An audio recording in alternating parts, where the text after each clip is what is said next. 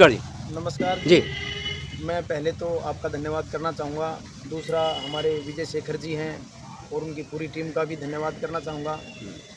हम भारतीय जनता पार्टी के सिपाही हैं। हम यहाँ पर पदयात्रा कर नहीं, हम यहाँ पर लोगों की जो समस्याएं हैं उसको दूर करने के लिए क्षेत्र में जाते हैं। लेकिन इस तरह की पदयात्रा हमने कभी देखी नहीं। 16 साल की पत्रकारिता।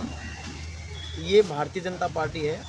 आप देखेंगे कि हर बड़े से बड़ा कार्यकर्ता, बड़े से बड़ा नेता, चाहे वो सांसद हो, चाहे विधायक हो, चाहे केंद्रीय मंत्री हो, चाहे राष्ट्रीय मंत्री हो, कोई भी आप देखेंगे कि जनता की सेवा के लिए वो रोडों पर खुद निकलते हैं और वो जनता के दुख सुख में अपनी भागीदारी देते हैं और उस कार्य को करवाते हैं। आप देखते हैं कि हमारे राष्ट्रीय नेता हैं विजय शेखर जी, वो भी आप देखेंगे कि रोडों पर घर घर जाकर वो समस्याएं, क्या क्या समस्याएं हैं, क्या क्या हम जनता की समस्याओं को दूर कर सकें, उनका निवारण करवाते हैं। उसी को लेकर आज वार्ड 51 रोहिणी सी में भाई विजय शेखर जी और पूरी टीम यहाँ पर आई हुई है। शेखर गुप्ता जी हमारे लिए कितनी मेहनत करते हैं। सुबह से निकलते हैं निष्पक्ष होकर, बिल्कुल कोई लोभ लालच किसी तरीके का नहीं है, और सुबह से निकलते हैं शाम तक जनता के बीच में रहते हैं। उनका नेट प्रोग्राम है जनता के बीच में जनता की समस्या सुनना। आज हमारे यहाँ सुबह आए, सुबह 6:30-7 बजे के समथिंग आए और हमारे यहाँ बिल्कुल आके, और जो हमारी पाइप झुग्गी बस्ती में जो पाइपों की दिक्कत थी, लाइन नहीं है, उसके लिए उन्होंने फ़ोन किया। तो फिर उन्होंने फ़ोन किया, उसके 1 घंटे बाद मेरे पास कॉल आया उनका, तो भी आपकी जो लाइन हमें दिखा दो, तो हम आपकी झुग्गियों को पानी की व्यवस्था करा दें। जल बोर्ड वाले का कॉल आ गया मेरे पास, जल बोर्ड वाले का कॉल आ गया। तो ऐसे हमारे विजय शेखर गुप्ता जी हैं जो तत्काल फ़ोन करके तत्काल काम कराते हैं। तो ऐसे व्यक्ति की, ऐसे नेता की, ऐसे आदमियों की हमें ज़रूरत है। सर, मैं सबसे पहले एक लाइन जो देशभक्त कवि है उनकी, हमारे विजय शेखर गुप्ता जी के लिए कहना चाहता हूँ। मन समर्पित तन समर्पित और यह जीवन समर्पित, मन समर्पित तन समर्पित और यह जीवन समर्पित, चाहता हूँ दिल्ली की जनता तुझे कुछ और भी दूँ, तुझे कुछ और भी दूँ, तुझे कुछ और भी दूँ। जी हाँ, एक ऐसे शख्स जो वर्षों बाद दिल्ली को हमारे माननीय प्रधानमंत्री आदरणीय मोदी जी और हमारे गृह मंत्री आदरणीय अमित शाह जी ने एक ऐसे हीरे के रूप में तराश कर दिल्ली को एक ऐसा गॉड गिफ्ट दिया है, जिन्होंने दिल्ली के उद्धार के लिए निस्वार्थ भाव से चल पड़े हैं। एक ऐसे व्यक्ति जिनका सिर्फ नाम सुनकर एक आवाज़ पे, आज मैं बता रहा हूँ, सुबह 6 बजे ही घर से निकल चुका इनकी एक आवाज़ पे। एक ऐसे शख्स हैं जो निस्वार्थ भाव से दिल्ली की समस्या के समाधान के लिए निकल पड़े। इनके डिक्शनरी में कोई भी चीज़ इम्पॉसिबल नहीं है। डायरेक्ट संवाद जनता से, और जनता का जो सुने, उससे बेस्ट नेता क्या हो सकता है। जो गॉड ने आपको एक ऐसा हीरा दिया जिसे अगर आप नहीं चुन सकते तो फिर आपका फ़ायदा क्या है। ऐसे हीरा का साथ देना हमारे लिए बहुत मान्य है और हम इस बात से गर्व महसूस करते हैं, क्योंकि इससे पहले मैं काफ़ी सारा पार्टी में काम कर रहा था। अभी तक पिछले 20 सालों में ऐसा नेता नहीं मिला जो जनता के लिए जीता हो। विजय शेखर गुप्ता जी जनता के लिए जीते हैं। यहाँ क्या क्या मुद्दा है? मुद्दे हमारे देखो ये है, छोटे मोटे नाली की समस्या है, इसमें शौचालय के अंदर टूटे वगैरह जो टूटी रहती है, जी। पानी इसमें आता नहीं है, इसकी समस्या है। और थोड़ा अपने सीवर वगैरह जो ब्लॉक रहते हैं। तो विजय शेखर गुप्ता जी ने क्या कहा आपके? ये सारे काम हो जाएंगे। जी, आपको लगता है कि विजय शेखर गुप्ता जैसे नेता की जरूरत है? सच तो यह है कि दुष्यंत ने सही कहा है कि हंगामा खड़ा करना मेरा मकसद नहीं, मेरी कोशिश है सूरत बदलनी चाहिए। और सचमुच में यह सूरत बदलने की कोशिश, दिल्ली को बदलने की कोशिश, दिल्ली के कायाकल्प के लिए प्रतिबद्ध, मोदी गारंटी के साथ, मोदी के बताए वचनों पर चलने वाले विजय शेखर गुप्ता जी, बढ़े चलो डटे रहो। देखिए यह खास खबर विजय विद्रोही के साथ मंगोलपुरी से। जय श्री राम। मेरे दिल्ली के परिवारजनों, देखिए हर विधानसभा की प्रॉब्लम ऑलमोस्ट सेम है। बिजली, पानी, सीवर, टूटी सड़कें, नालियां, मेन समस्या यही है। और आपको पता है इंक्रोचमेंट और अपराध तो हर जगह है, और हम सभी विषयों पे कार्य कर रहे हैं। जैसे अभी सुबह जब मैं यहाँ आया तो मालूम पड़ा कि भाई यहाँ पर अभी तक सीवर लाइन नहीं है।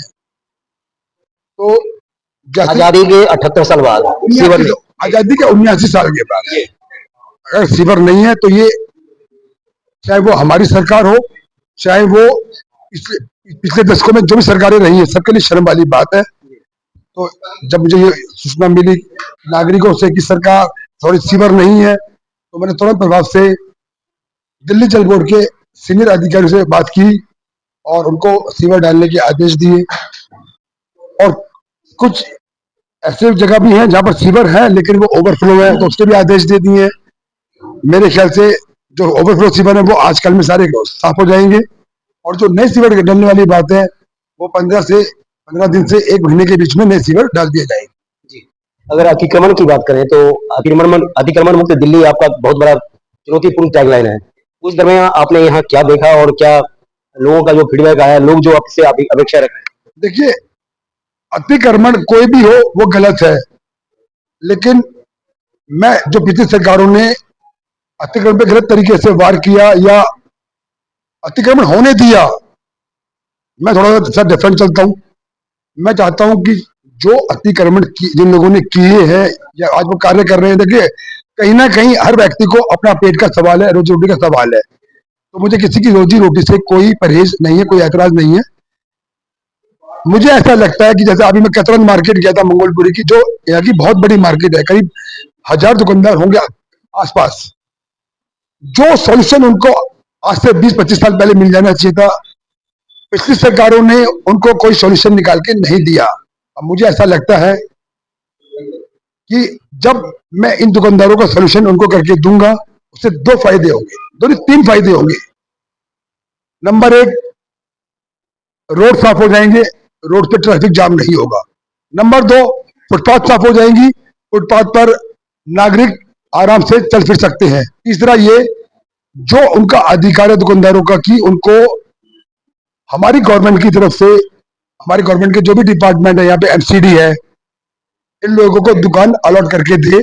दुकान की जो कीमत हमारी सरकार तय करती है या हमारे डिपार्टमेंट एमसीडी तय करता है, वो लोग ऑथराइज तरीके से भरें। देखो उससे क्या होगा, उससे ये होगा कि ना, मैं एक तो जो भ्रष्टाचार अब तक चल रहा था पुलिस वालों का या हमारे एमसीडी के अधिकारियों का या हमारे नेतागणों का, जो पैसा उनकी जेबों में जा रहा था, अब वो पैसा सरकारी खजाने में जाएगा। उनको पक्की दुकान मिल जाएगी, पक्की मार्केट मिल जाएगी और सरकार को रेवेन्यू मिल जाएगा। तो क्या लग रहा है लोगों से, क्या आप मैसेज देना चाहेंगे कि मंगोलपुरी चुनौतीपूर्ण एरिया में से एक रहा है जहां हर लेवल पे कहीं ना कहीं आपाधापी, टेंशन, तनाव और परेशानी है, तो उस दरमियान आप क्या संदेश देना चाहेंगे कि लोग विजय शेखर गुप्ता बने ताकि हमेशा के लिए जो मंगोलपुरी का इशू है वो सॉर्ट आउट हो? मैं खाली मंगोलपुरी की जनता को नहीं, मैं पूरे देश की जनता को संदेश देना चाहूंगा। आप लोग संविधान को एक बार जरूर पढ़ें कि आपके मूल अधिकार क्या है, यह आपको संविधान बताएगा। आज होता क्या है, चाहे वो नेतागण हो, चाहे पुलिस वाले हो, चाहे बाकी सरकारी डिपार्टमेंट के अधिकारी हो, कहीं ना कहीं भारत की जनता का शोषण कर रहे हैं। वजह है कि देश के नागरिकों को उनके मूल अधिकार, उनके संवैधानिक अधिकार मालूम ही नहीं है।